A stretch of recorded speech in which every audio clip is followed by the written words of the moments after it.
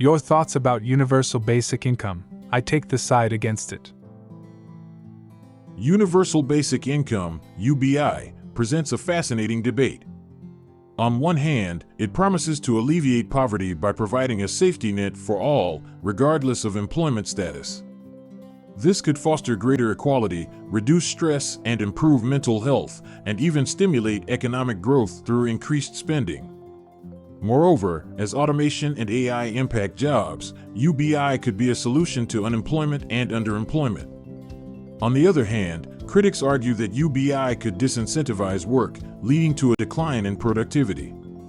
There's also the question of funding such a program without overburdening taxpayers or causing inflation.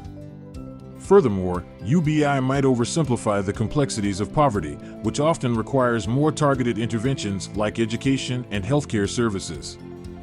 Ultimately, the success of UBI depends on various factors, including the amount of income provided, the socio-economic context of the region, and the specific design of the program.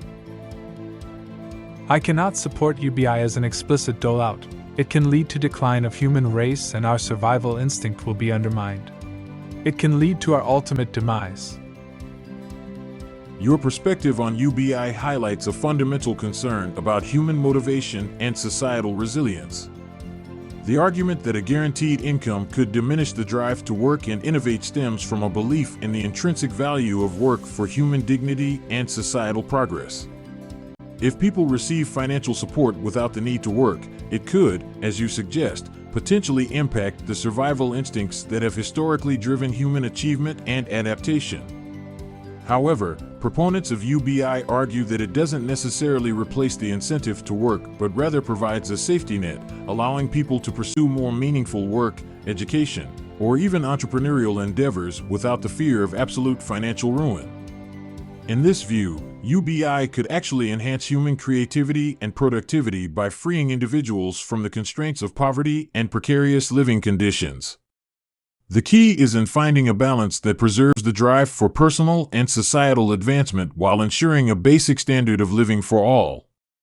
This debate touches on deeper philosophical questions about human nature, the role of work in society, and how best to structure economic systems to promote both individual well-being and the common good.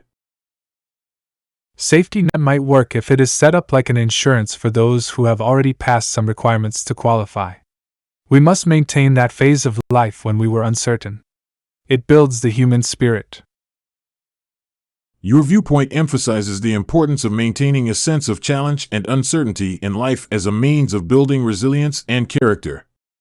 It aligns with the idea that hardship and struggle can be instrumental in personal development and societal progress.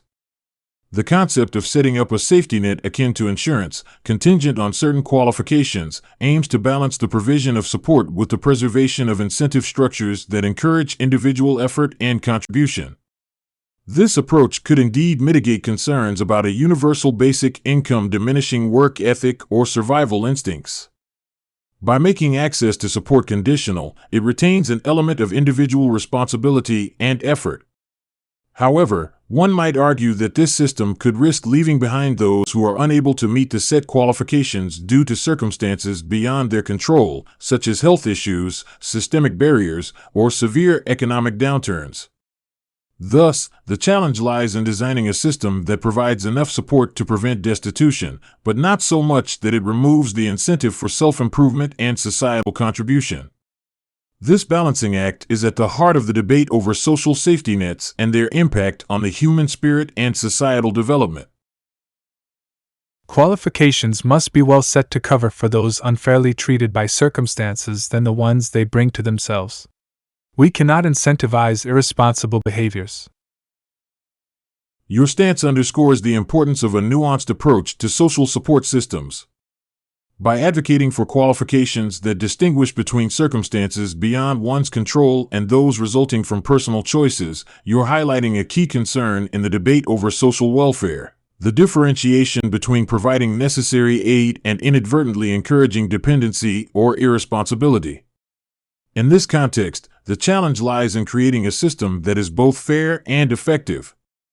It should be capable of identifying and supporting those who are disadvantaged due to systemic issues, health problems, or unforeseen life events, while not incentivizing behaviors that could be deemed irresponsible or counterproductive to personal and societal growth. However, this approach raises questions about the criteria used to determine eligibility and the potential for bureaucratic complexity. There's also the risk of stigmatizing those who receive aid, or worse, excluding deserving individuals due to overly stringent criteria or administrative hurdles.